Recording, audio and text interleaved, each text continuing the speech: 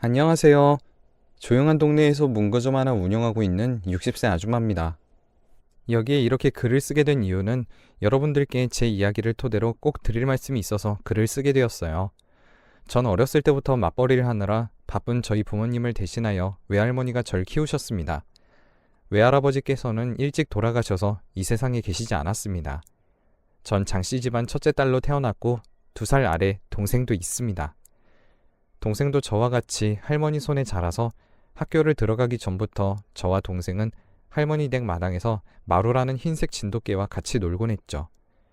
바쁘신 어머니와 아버지의 사랑이 그리웠지만 그래도 항상 웃으시면서 옛날 이야기를 해주시던 할머니를 보면 외로움이 싹 사라지곤 했고, 봄에는 할머니 댁 앞에 있는 벚꽃나무를 보면서 딸기를 먹곤 했죠.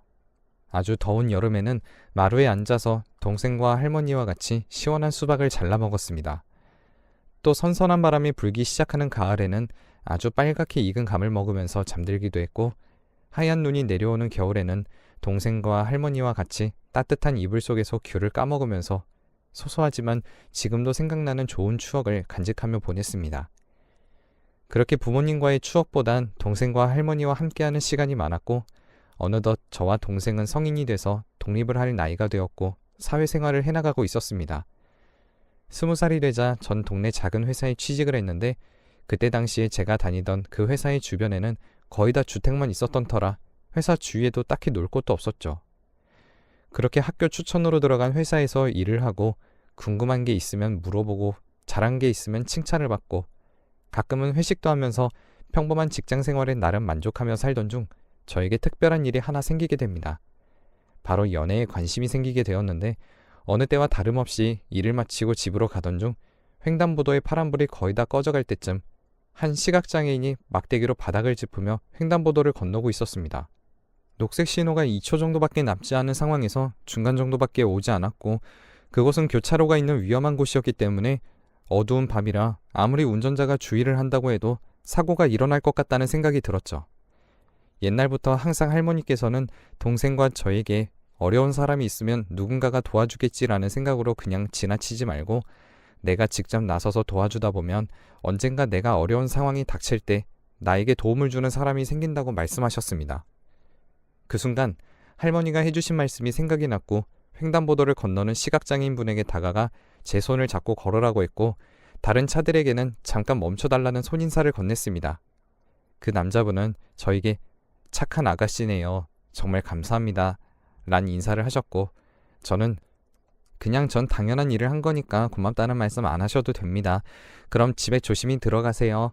라는 말을 남기고 집으로 갔습니다. 그렇게 또 이틀 정도가 지났을 때 또 제 눈에 낯익는 사람이 보였습니다.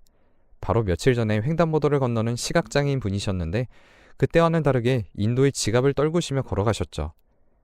혹여나 나쁜 사람이 지갑을 훔쳐가지 않을까 하는 생각에 얼른 따라가 그분께 떨어진 지갑을 주워드렸습니다. 안녕하세요. 또 뵙네요. 혹시 지갑이 갈색 지갑 맞으세요? 아까 떨어뜨린 것 같은데 그냥 가시길래 주워드려요. 오늘도 조심히 가세요. 라는 말을 했어요. 이번에도 그냥 감사하다는 말씀을 하실 줄 알았는데 갑자기 저에게 다름이 아니라 저번에도 그렇고 이번에도 그렇고 이렇게 선의를 베풀어 주셔서 너무 감사한데 시간 괜찮으시면 제가 식사 좀 대접해드려도 될까요? 라고 하는 겁니다. 처음엔 밥을 사주신다길래 혹시나 부담드리는 게 아닐까 싶어 거절을 했지만 제가 거절하는 게 더 부담스럽다고 하셔서 결국 저희는 주택가 주변에 있는 콩나물 국밥집으로 가서 같이 밥을 먹기로 했습니다. 저도 집으로 가면 혼자고 같이 밥 먹을 사람이 없었는데 마침 아주 잘 됐다. 그분과 같이 밥도 먹고 이야기도 하면서 서로에 대해 조금 알아가기 시작했어요. 밥을 먹던 중 갑자기 그 남성분이 저에게 이런 말씀을 하는 겁니다. 혹시 제 눈이 어쩌다가 이렇게 됐는지 궁금하실 텐데 못 물어보시는 거죠? 사실 어떻게 된 일인지에 대해서 조금은 알고 싶었지만 혹여나 제 질문이 신뢰가 될 수 있다고 생각을 하여 말을 안 하고 있었거든요. 제 마음을 한 번에 알아채서 신기했습니다. 결국 저에게 어쩌다 시력을 잃게 되었는지에 대해 말씀해 주셨어요. 전 집안의 자식이 저 혼자인데 부모님이 바쁘셔서 할머니 손에서 자라왔어요. 제 할머니께서는 말씀하시는 게 너무 긍정적이시고 항상 저에게 웃음만 해주셨던 분이세요. 그런데 할아버지가 워낙 폭력적이었고 술만 드셨다 하면 할머니를 때리는 날이 평범한 정도였죠. 술을 많이 드신 날은 물건을 부셔버리거나 제 눈앞에서 자해를 하신 적도 있었어요. 그걸 보고 자라온 저에게 항상 할머니께서 너는 커서 할아버지 같은 남자가 되면 할머니가 너무 슬플 것 같아 라는 말씀을 하시고 잠이 드셨거든요. 그게 제가 들은 할머니의 마지막 말이었어요. 할머니가 돌아가시자 이제 맞을 사람이라고는 저 혼자였죠. 그렇게 제정신이 아닌 할아버지의 폭력을 견뎌오다가 어느 날은 잘못 맞게 되는 바람에 시간이 지나면서 양쪽 눈이 안 보였고 할아버지의 폭력에 못 이겨 차라리 할아버지의 손에서 자라느니 혼자 살더라도 거지가 되는 게 좋겠다고 생각했고 바로 집을 나왔어요. 그때가 아마 18살 때인가 그랬을 거예요. 지금까지 할아버지가 어떻게 지내시는지, 아니, 지금 이 이야기를 들은 저는 마음속 상처가 많을 것 같은데 지금은 굉장히 밝으신 분이라는 걸 깨달았고 힘들 때마다 같이 있어주고 싶다는 생각이 들었습니다. 그래서 전 그 남자분의 이야기를 듣고 전 항상 밝아 보이시길래 그런 아픔이 있는지도 몰랐네요. 저도 부모님이 맞벌이 하셔서 할머니 손에서 동생과 같이 자라왔는데 그건 저랑 좀 비슷하시네요. 힘든 일 있거나 어려운 일 있으면 연락해요. 아니, 그냥 평소에 저랑 같이 밥 먹어달라고 말해요. 저기 맛있는 장어구이집 아니까 나중엔 제가 거기 사드릴게요. 했어요. 항상 반복되는 일상 속에 한 줄기의 빛 같은 남자가 제 삶에 들어오니 굉장히 기뻤습니다. 그렇게 몇 달을 밥 친구로 지내다가 제가 먼저 그 남자에게 연애하자고 고백을 했고 그 뒤로 3년 정도 연애를 했습니다. 저보다 나이가 2살 많았던 남자와 이젠 결혼할 나이가 됐다고 생각을 했고 일단 제 부모님에게 저 혼자 먼저 찾아갔습니다. 부모님께 사랑하는 사람이 생겼다며 결혼하는 것에 대해서 허락을 해달라고 말씀을 드리자 일단 어떤 사람인지를 알아야 허락을 하지 라고 말씀을 하셨고 전 날을 잡고 남자친구와 함께 부모님 집에 찾아가서 당당히 결혼을 허락해달라고 말씀드렸습니다. 그러자 부모님께서 갑자기 저만 따로 부르셔서는 너 지금 시각장애인이랑 결혼을 하겠다는 건 아니지? 아니, 너 결혼식 진행할 때 저 사람 어떻게 걸어? 그리고 저 사람 몸이 저런데 앞으로 뭐 먹고 살아? 라고 말씀을 하셨어요. 전 부모님께서 이런 반응을 하실 걸 조금은 예상은 했지만 이렇게 심하게 말씀을 하실 줄은 딸이 사랑하는 사람을 데리고 와서 결혼을 허락해달라고 말을 하는데 제 남자친구와는 대화 한마디 제대로 하시지도 않고 장애인이라는 이유 하나로만 사람을 판단하시는 것이 그 참담한 기분은 어떠한 말로도 표현할 수 없었습니다. 어머니와 아버지의 태도를 보고 이대로 참을 수 없어서 부모님께 나 어렸을 때 동생이랑 나 할머니한테 맡겨두고 신경도 안 썼잖아. 내가 지금 몇 살이고 내가 어느 회사 지금도 아무런 관심도 없으면서 적어도 날 낳아주셨으니까 내가 결혼하고 싶어하는 사람을 데리고 온 건데 이런 식으로 나오니까 엄마 아빠한테 너무 실망이야.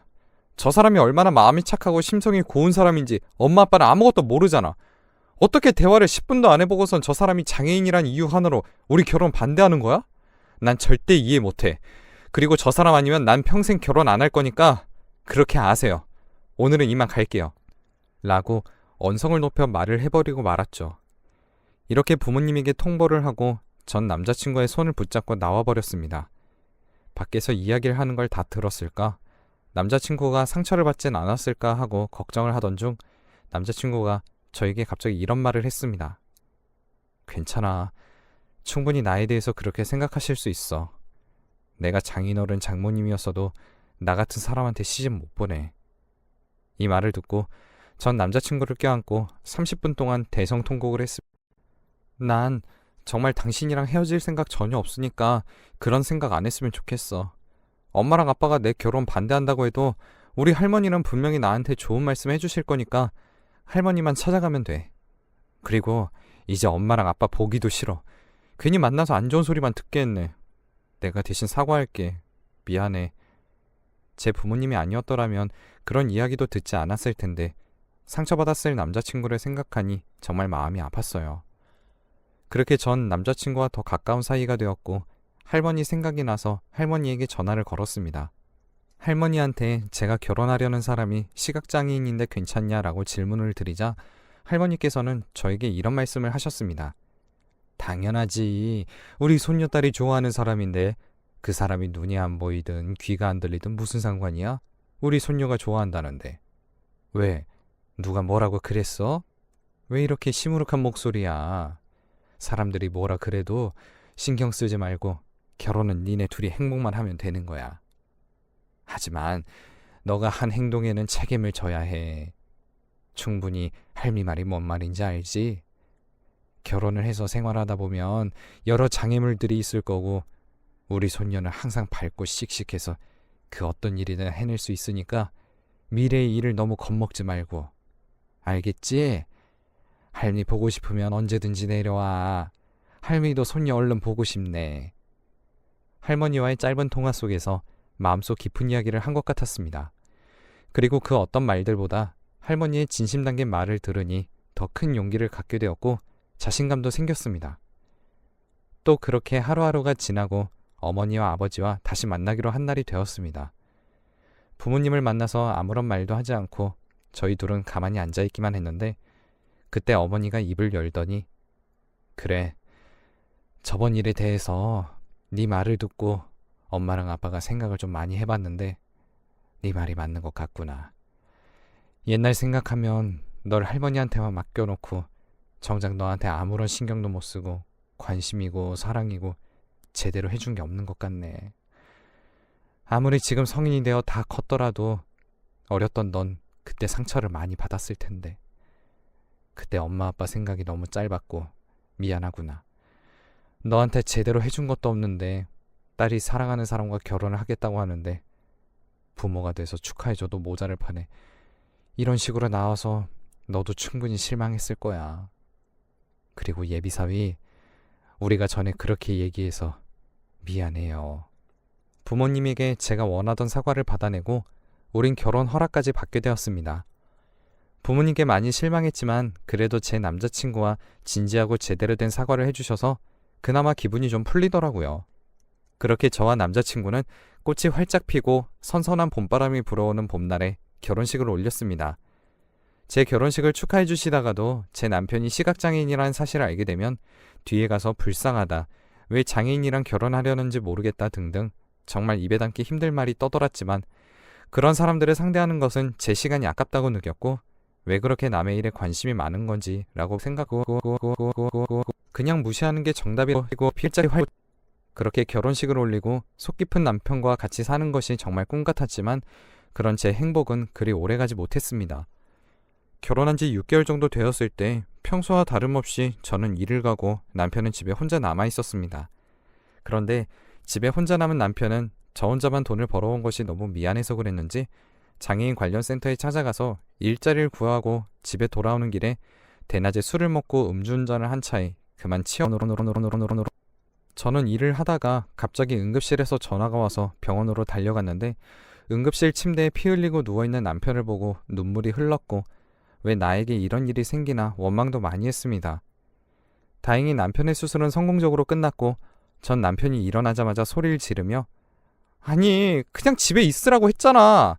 당신 눈도 안 보이는데 낮에 그렇게 돌아다니다가 이렇게 사고 당하면 어떡해. 내 마음 찢어지는 걸 원하는 거야? 남편이 걱정돼서 제 마음속 본심이 나왔고 제 말을 들은 남편은 저에게 이렇게 말을 하더라고요. 하루 이틀도 아니고 당신만 밖에서 힘들게 돈 벌어오는데 내가 미안해서 어떻게 집에만 있어. 눈 안 보여도 일할 수 있는 일이 있대. 그래서 당신 고생 좀 덜 시키려고 낮에 일 구하러 나가다가 그만. 나도 정말 속상해. 그만 화. 남편이 지금까지 저에게 한 번도 화를 낸 적이 없는데 저에게 처음으로 자기 주장을 펼치며 화를 내니 많이 당황했습니다. 내가 내 생각만 한 것 같네. 당신이 이렇게 마음속에 짐이 있을 줄 몰랐어. 돈은 나 혼자 벌고 아껴서 잘 살면 되니까 앞으로 이렇게 혼자 밖에 돌아다니지 마. 나 당신 없으면 사는 의미가 없어. 미안해 여보. 결국 남편과 화해를 하고 그 음주운전자는 남편이 입원한 병원에 찾아와 제발 합의 좀 해달라고 애원을 했습니다. 합의를 안 해주면 징역형을 살아야 된다는 말에 합의를 해주었어요. 음주운전자는 제 남편을 보더니 혹시 눈이 불편하신 분인가요? 라고 제게 물었고 전 그렇다고 했습니다. 그래서 그분은 죄책감이 더 많이 들었느니 저와 남편이 있는 병실 안에서 무릎 꿇고 말없이 그래서 저와 남편은 괜찮다며 울지 마시라고 하였고 합의를 하고 싶다고 하셔서 합의서를 작성하고 계좌번호를 알려드렸는데 어느 날 제 계좌로 2억이라는 큰 돈이 입금이 되었더라고요. 분명 합의서에는 3천만 원이라고 적혀 있었는데 2억이라는 큰 돈이 들어오자 저는 담당 형사분께 전화를 했고 합의 금액이 잘못 들어온 것 같다고 했어요. 형사분은 그게 그분이 죄책감으로 너무 힘들어하셔서 살고 있던 아파트를 처분하고 2억이라는 돈을 전해드려야 마음속 죄책감이 조금이나마 줄어들 것 같다고 하시더군요. 라는 말을 전해들었습니다. 저는 당황해서 어찌할 바를 몰랐지만 형사분께서는 그냥 받고 치료비에 잘 쓰라고 하셨고요. 그 뒤로 남편은 6개월의 입원 생활 끝에 퇴원을 하게 되었고 남편과 저는 더욱더 각별한 사이가 되었습니다. 그리고 임신에 성공해 눈에 넣어도 아프지 않을 딸아이를 출산하게 되었습니다. 합의금도 많이 남아 그 돈으로 소형 아파트를 매입해서 이사도 왔죠. 딸은 저와 남편을 많이 닮아 성격이 아주 밝은 아이인데 제 어린 시절엔 부모님 사랑을 많이 못 받아서 그런지 제 딸아이에게만은 부모와의 시간을 많이 보낼 수 있게 정말 많이 노력했습니다. 하지만 아빠랑 항상 집에 붙어 있어서 그런지 저보다 아빠를 더 좋아하는 것 같네요. 딸아이를 정말 열심히 키워온 결과 시청에서 일하는 공무원이 되었고요. 전 아파트 상가 1층에서 작은 문구점을 하나 열어서 어린아이들을 보며 하루하루를 보내고 있었습니다. 주말이 되면 남편과 딸, 저 이렇게 셋이서 근처 공원에 가서 도시락도 먹으면서요. 여러분들께 드리고 싶은 말씀은 항상 누군가를 만날 때는 겉모습으로 사람을 판단하지 않았으면 좋겠다는 말씀을 드리고 싶어요.